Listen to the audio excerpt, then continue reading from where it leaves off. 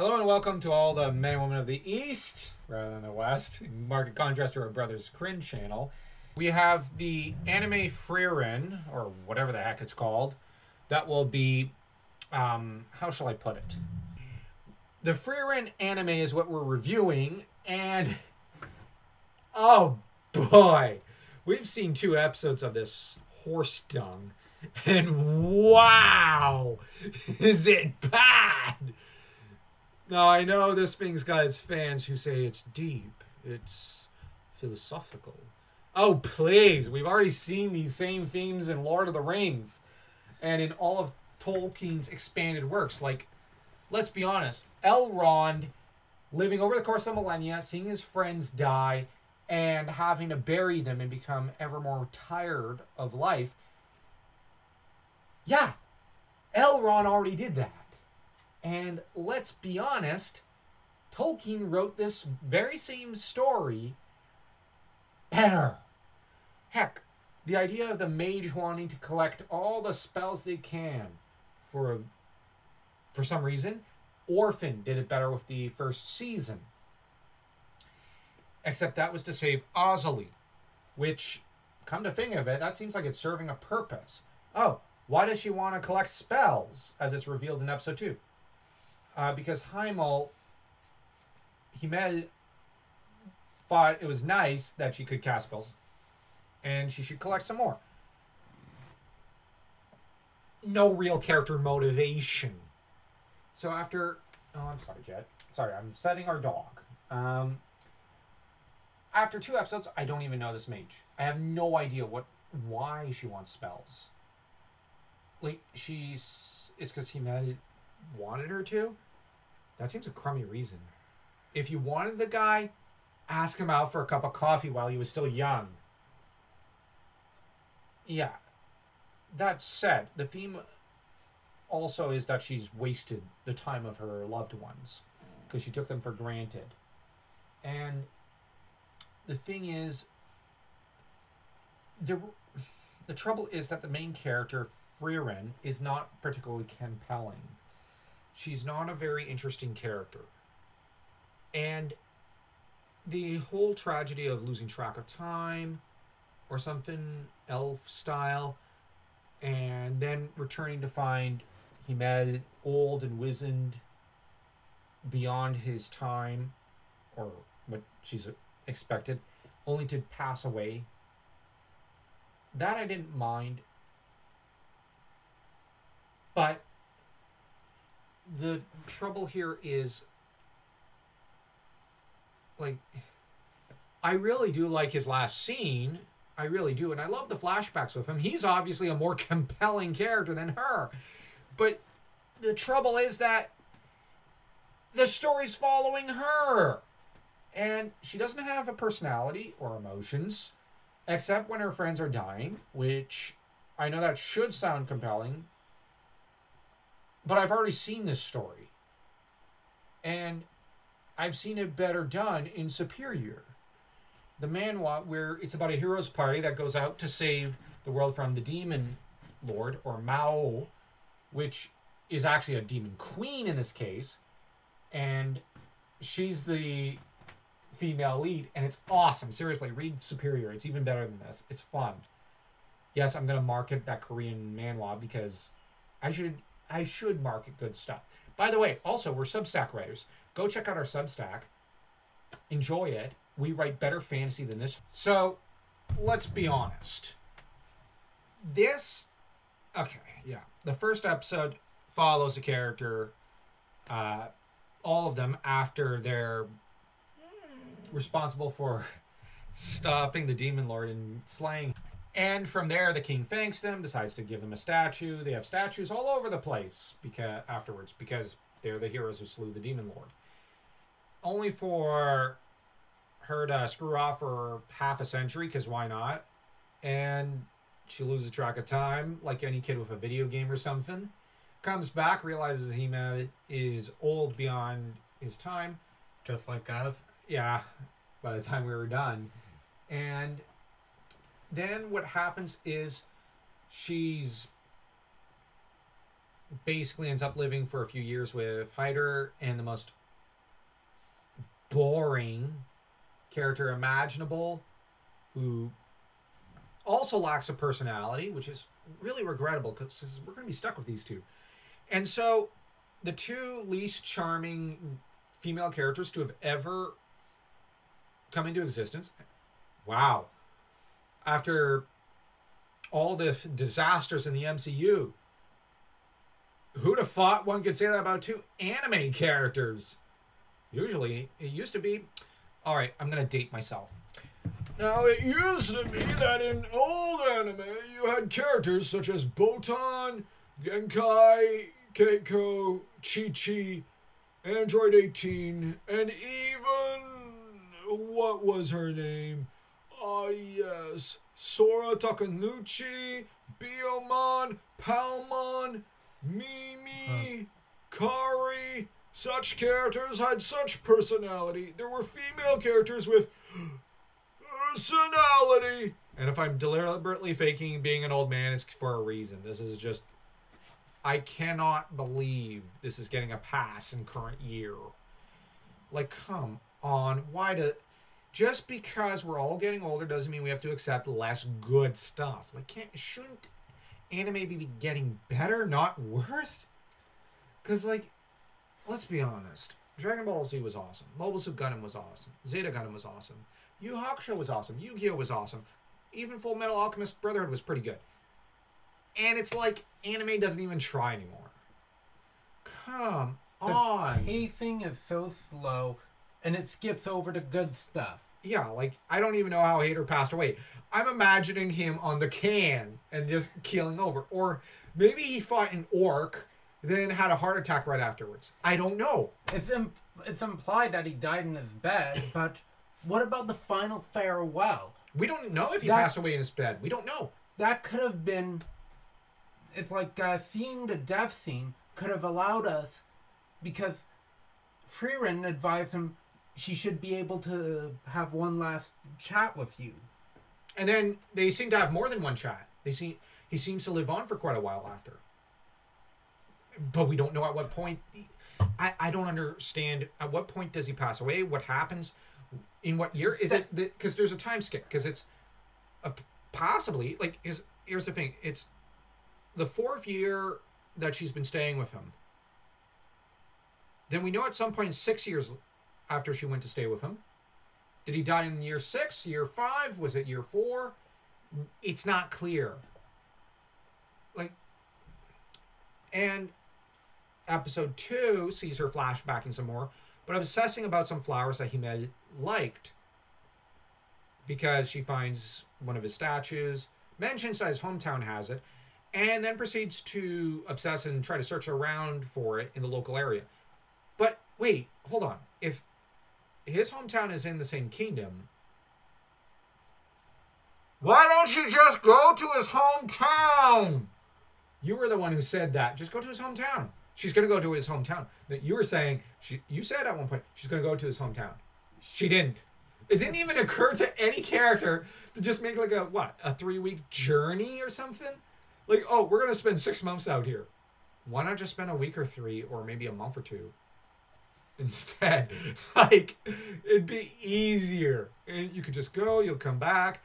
It wouldn't be a problem. Like, it just seems like, okay, like, what the heck? This is a side quest that should have taken no more than 5 minutes. Like, the one thing that should have been skipped over. I'll go to his hometown. Okay, fine, go ahead. Like, here's the problem. There's no point to her journey. And she has no character motivation for being on it. Then again, I don't even know what her character motivation is half the time. Like, okay, well, she doesn't want to waste any more time.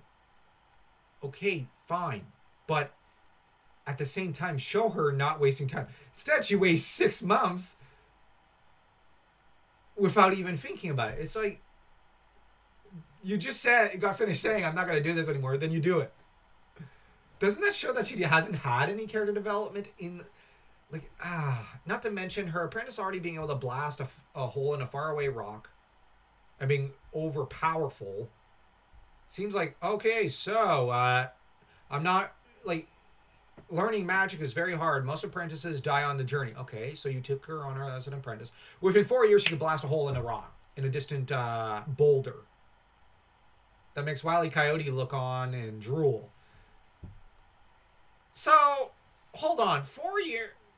Hold on. So she's as powerful as someone who's been studying for 10 years, is stated at one point. But even then, people who've been studying for 10 years would still die on the journey. But she's powerful enough to make a freaking hole in a mountain almost. Okay, how about power progression? You have to scale and world build the power properly. You can't just have level 99 characters, since this is D&D basically, at the start of the freaking story. Like, Yusuke did not... Okay, I know that there's going to be some anime noobs who don't know the name, but go watch Yu Yu Hakusho. It's way better than this horse dung. So, Yusuke, at the beginning of the story, how many times could he shoot his spirit gun again? Per day? Once. And how powerful was it? Not very. It was a little... It was like a mini cannon. Even then, it was... it wasn't the greatest. By the end, he's packing a nuke. And he's able to level entire... I don't know. And what seems like almost a province or something. Or like a couple of cities in their entirety. Just with a single blast. He's overpowerful at Dragon Ball Z levels, really. But you see, here's the thing that Yu Yu Hakusho did. There was power progression. In Yu-Gi-Oh!, the character, like Joey, does not start with amazing dueling knowledge.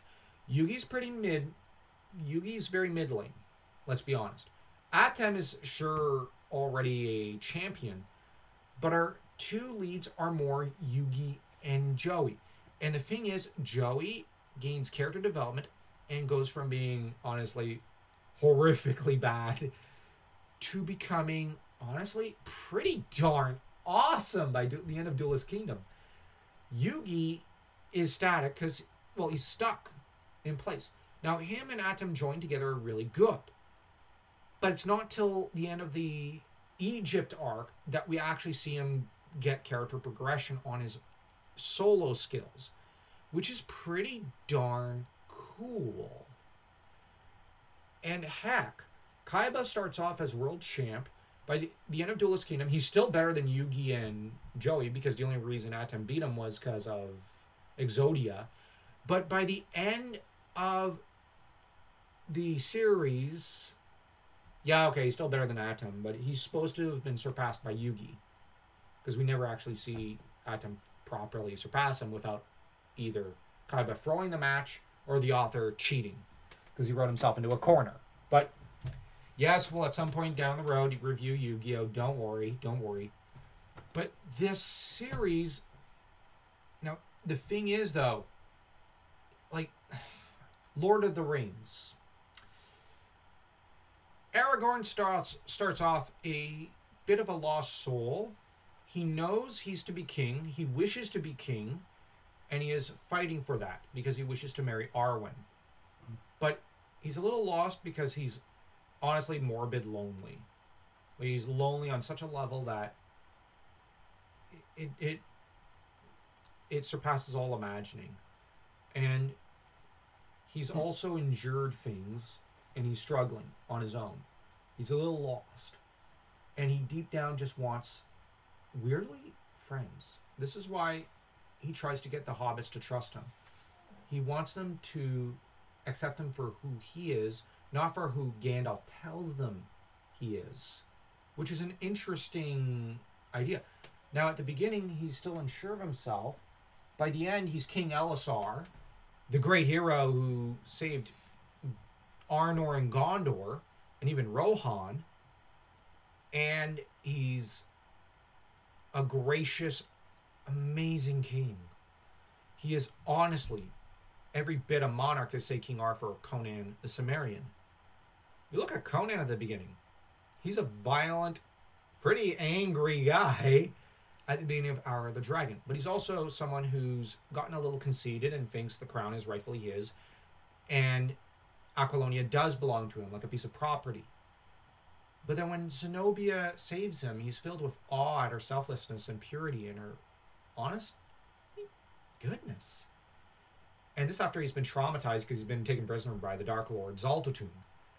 But then by the end of the story, he's kingly. He's put that suffering behind him. And the thing is, Zenobia believed he could be a noble Arthurianic king.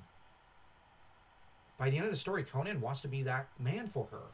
And he has become that king. He's truly great. And he saves her, and he's come to remember why he loved Aquilonia. He loves it for its people. And he loves the people deep down and sincerely. And the people do love him because he's the only king who ever truly cared for them. This is called character development. This is called a character arc. Clearly, this anime does not understand the concept. It's supposed to be a character-driven story. But you see, here's the thing about the stories I just described. They drove the plot forward, and the plot pushed them to progress. But they were ultimately character-driven stories. You look at Yu-Gi-Oh! It is character-driven. You look at Yu Yu Hakusho. Oh my gosh, is that character-driven? You look at, I would argue, Lord of the Rings and even Hour of the Dragon. Very character-driven. My gosh, how many chapters are spent just in Conan's head in Hour of the Dragon? A bunch, right? You have even Redwall is fairly character-driven. That thing's not at all. The plot in Redwall advances at a snail's pace over the course of what? Like 25 episodes? Remember that first season? I'm just saying, yeah, like the plot advances at a snail's pace. But it's so good. You look at even the Musashi Vagabondo manga, which we will continue reading with our reviews and whatnot. But there, what would you say about the first two chapters? Would you say it's a character-driven story? Oh, of course. Now, I'm genuinely asking. You could say no if you want. Are you actually curious to see where Takezo's story takes him? Yeah. Okay. Here... Are you? I'm not curious anymore. In my opinion, the best thing for the anime Friren is to make Friren a decoy protagonist. Yeah. Where she gathers herself a new band of heroes. Something happens, she dives in the line of duty. Yeah, that'd probably be good. Yeah, because this is just... Honestly, this is so dull. And here's the thing. I wrote a French fantasy novel quite some time ago, wherein I wondered if it would be too slow-paced and dull. And it's about basically building a monastery and building a castle in a fantasy world. No, that's the entire thing. But there's local politics, there's romance, there is a love triangle. There's drama, there's an evil duke in the area, there's a good-ish king, you have his very kindly grandson who's being raised, and you see him grow into a great prince. You have a noble princess, you have an evil bishop, you have just a lot of drama. And I was worried, that's pretty slow pace. Like, it's basically Pillars of the Earth mixed with Redwall, set in a pretty dark fantasy world. Are people really going to like this? But seeing this garbage has me going, oh yeah, if this can make it, I can make it. Like, this is just such nonsense. And I'm concerned about making my battle scenes too long. Yeah, clearly this is just... Like, oh my gosh.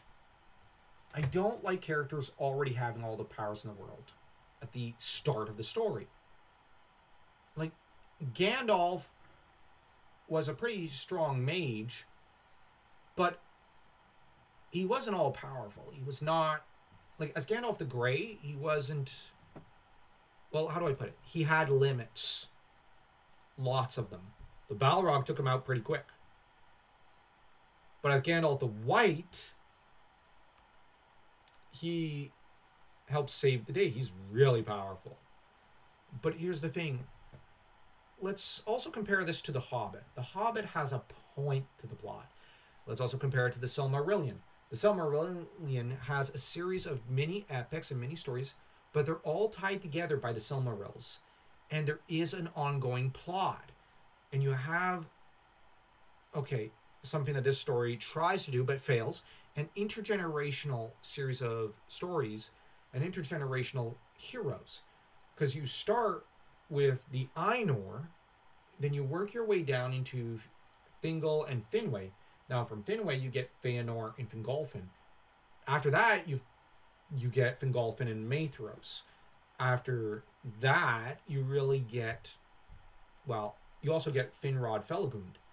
After that, you get, well, also Turgon from Fingolfin and the Maethros era. But after these these two generations of sorts, of elvish heroes, you then get the story of Beren and Luthien. After Beren and Luthien, which story do you get? Oh, right. You get Children of Húrin. Then you get some of the in-between stories, which finish out the story of Beren and Luthien, I believe. Then you get the Fall of Gondolin, which is a tragic story. No, wait, Fall of Gondolin comes before the wrap-up of the Beren and Luthien stuff. Then after all that, you get the wrap-up with the War of Wrath. Generations later, yeah, we got generations later. Heck, we even get Eärendil before the end of the War of Wrath. He's the main hero of the War of Wrath. And then we get the fall of Beleriand with the end of the War of Wrath. After that, we get the storyline of Númenor in the Silmarillion, which is a pretty much epilogue story. But with the fall of Númenor story, you get the introduction of Sauron as the main villain and the Rings of Power, which are going to play a bit of an important role in The Hobbit and Lord of the Rings. Now, the reason this is all important is that Tolkien already did this story to a large extent and did it better with Elrond, because he was there 3,000 years ago, to quote a certain meme. But on the other hand, the intergenerational thing, that's already been done. Tolkien did it. So if you're going to do it, you got to do it uniquely and well. But, the hero's party and dealing with the after effect, that could be a good idea for a story. The thing is, you need a compelling lead. You need a good character motivation for the character. Not, I'm bored. I'm going to go gather flowers. Okay, then what are you going to do? I'm going to go gather more. Oh, come on. Stop gathering spells for a minute. And the problem is also that Himmel is a better character. I'm actually more invested in him. And I like him better. But the thing is, I just don't feel any sympathy for Friren parce que c'est comme, why would I care?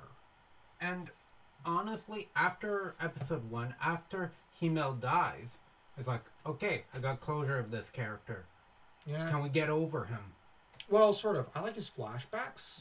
I like the flashbacks about him. I do too. But what I find the problem is that in the flashbacks, gradually as it's going along, Friren, she's seeming less and less sympathetic. Because he told her, like, I'd love to show you my hometown sometime. Yeah, maybe some other time.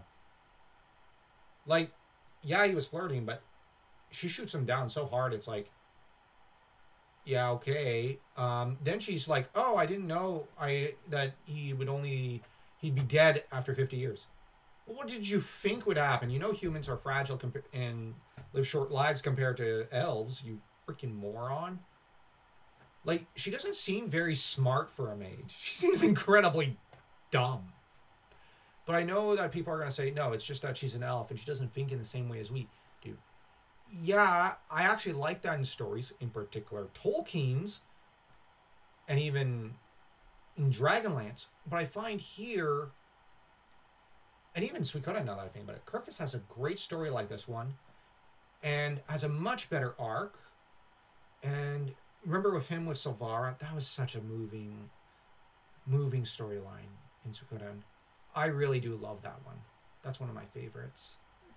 And then it builds into the later subplot that leads into, in a way, like, it's often character development for Gremio and leads to his death. Like, the character development is clearly hinting at what's going to happen to Gremio, which is really sad. Yes, I know we're talking about other fantasy franchises because those are better. But the thing with this one is that we're supposed to sympathize with her. The fact that the dwarf told her, and he doesn't age as fast as humans. And he said, yeah, I don't have as many years as you do. But here's the thing. She knew humans don't age as slow as her. She's coming in with pre-equipped knowledge. Now, we're supposed to sympathize with her. But the thing is, she's supposed to appear initially very sympathetic and whatnot for us to gravitate to her character arc and to the suffering she feels. Like, when she's crying, I'm like, yeah, whatever. Actually, weirdly, when you had the funeral, I was like, oh, this is actually kind of sad. And you have the local city people like, oh, come on, girl. You spent 10 years with him. You've known him for 60 years. Why aren't you crying? What's the matter with you? But it's not, you can tell it's not the, she's repressing because she's in shock or like she's trying to keep a stiff upper lip, like a lot of men do. She's like, yeah, whatever, until later, after the funeral. Wow, she's ice cold. Like, and this was her favorite traveling companion. Because I know people who didn't cry at the funeral, got judged to be heartless. They get home and they break down. Yeah, I've kind of done that. But Friren... But here's the other problem. In terms of her comportment afterwards, is there any change before he met his death or afterwards? No, I don't see any character change. I also don't see any change with Hyder. Like, he dies, she's like, yeah, okay, I guess I'll take on his apprentice. I'm bored. I don't know, she doesn't seem to show any emotion. And the dog's fussing now, so we're going to have to stop because I've also wasted too much breath and too much time on this stupidity. So, we're going to rate this. I'm going to give it a solid 0 out of 4. The first episode, I'll say, probably a half star. It's like the interactions with the old party was good. Mostly because Himel's there. Yeah. The Yeah. second one... Okay, so I'll say 1/4 star, like a quarter star for episode 1, and a total 0 for episode 2. Yeah, I agree.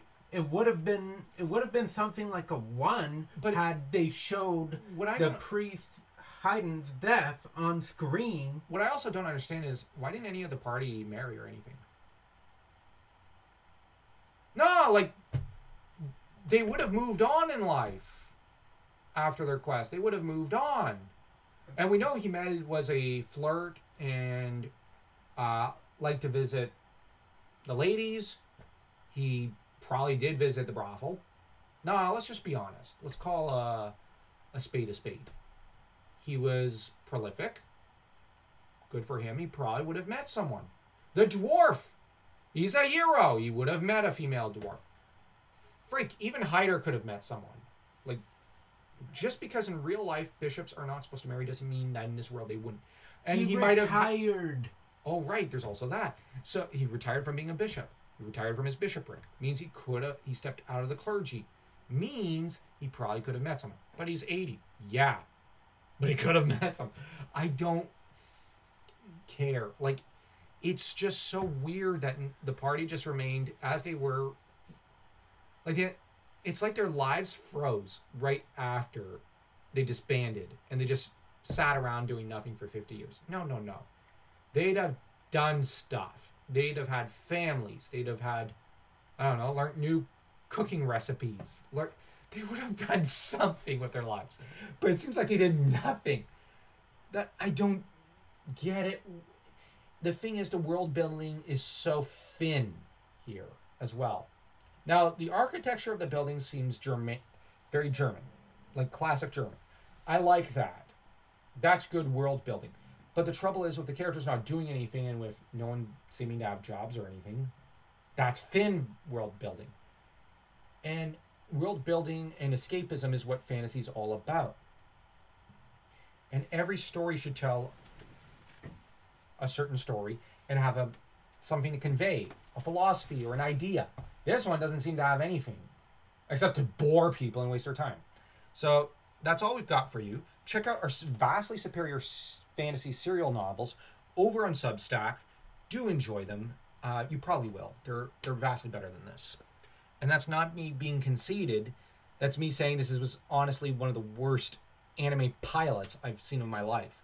So enjoy. Smash that like, that subscribe button, and also check out our Substack. It'll be in the comment section. And go subscribe over there.